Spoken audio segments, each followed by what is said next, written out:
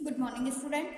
आज हम कक्षा 8 के सुदामा चरित्र जो कि कवि नरोत्तम दास द्वारा लिखित दोहों के बारे में, पदों के बारे में पढ़ेंगे।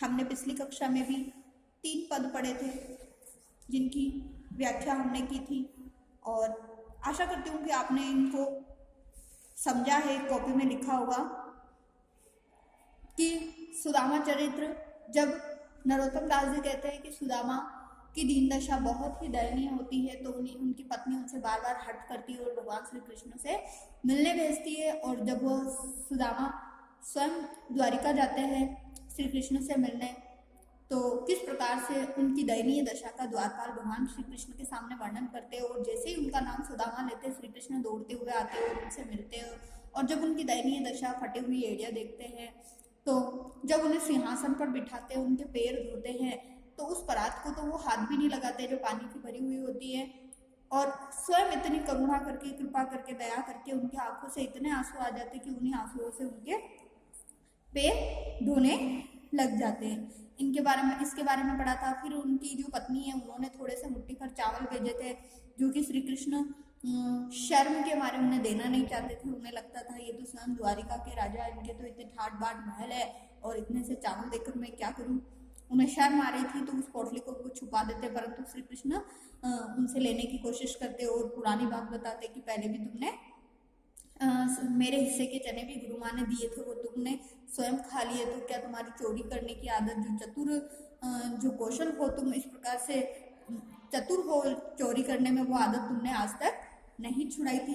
इन सब के बारे में, इन दोनों के बारे में हमने पहले पढ़ा, पिछली कक्षा में पढ़ा था भाग 1 के बारे में कि किस प्रकार से सुदामा और श्री कृष्ण का मिलन होता है। आइए आज इसके नेक्स्ट पदों के बारे में पढ़ते हैं, नेक्स्ट पैराग्राफ देखते हैं। अब क्या होता है, दोनों मिल जाते हैं, आपस में बातचीत होने लगती है तो सुदामा जो है श्री कृष्ण से अपने घर जाने की बात करते हैं।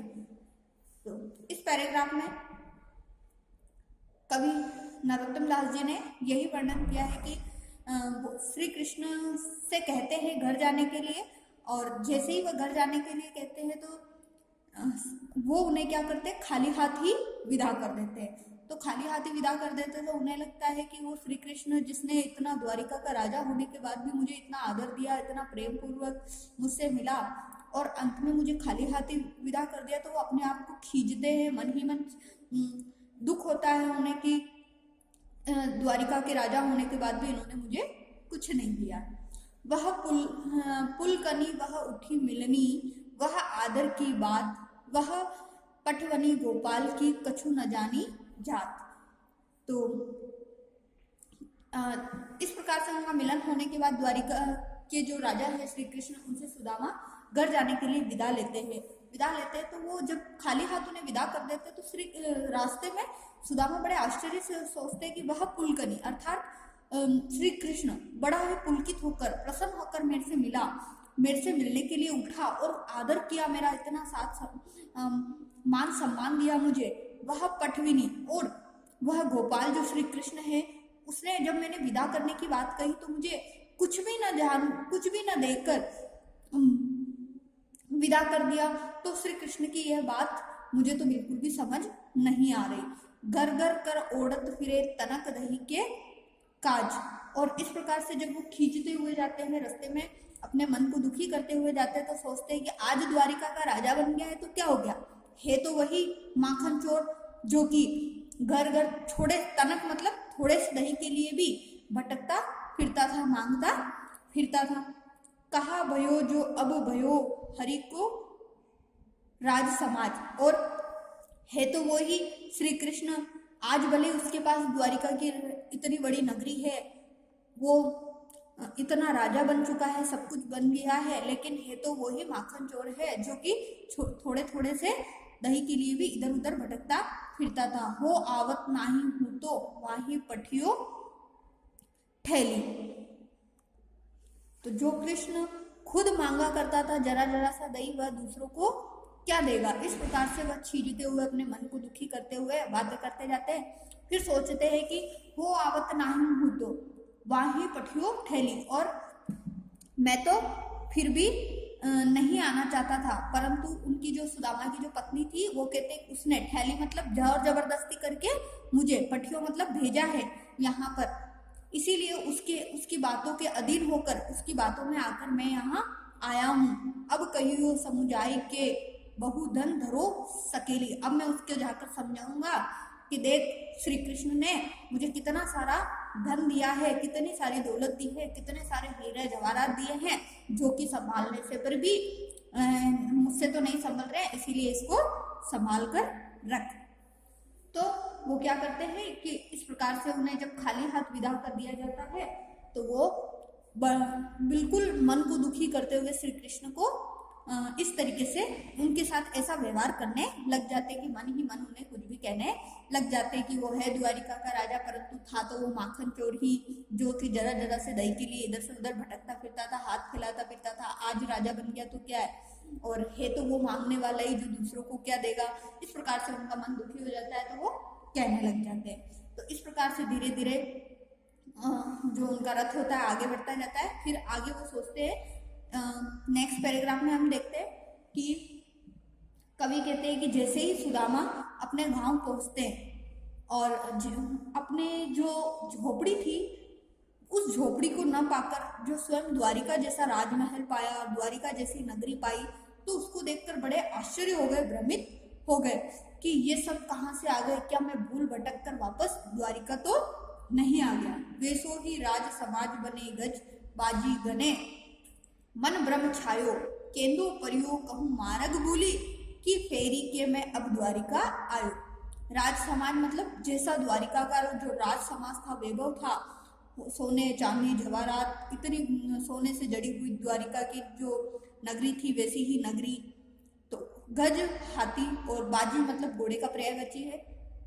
सब्रह्म मतलब उनके मन में संदेश आया, और केंद्रो प्रयोग कहूँ मार्ग, मार्ग मतलब रास्ता, की फेरी के मैं अब द्वारिका आयो। तो जब जैसे ही उनका रथ आगे बढ़ता जाता है और अपने गांव पहुंचते हैं तो श्री सुदामा सोचते हैं कि ये तो बिल्कुल वैसा ही राजवैभव है, वैसा ही समाज है, ये तो वैसी ही नगरी है जैसी मैंने द्वारिका में देखी थी।